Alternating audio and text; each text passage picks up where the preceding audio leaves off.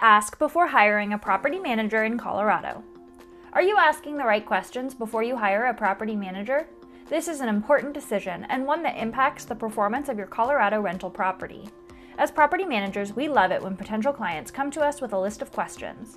It gives us an opportunity to talk about our approach to leasing, management, maintenance, and customer service. Top 10 questions to ask a property manager. Here are the immediate questions you want to ask. Ideally, the answers to these questions will lead to a larger discussion about how the work is handled. 1. What are your areas of specialty?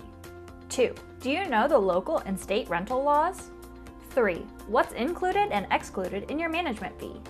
4. How are tenants screened? 5. What does marketing look like? 6. Do you invest in technology? 7. What is the repair process like? 8. How do you communicate? 9. What happens if the lease is violated or an eviction is necessary?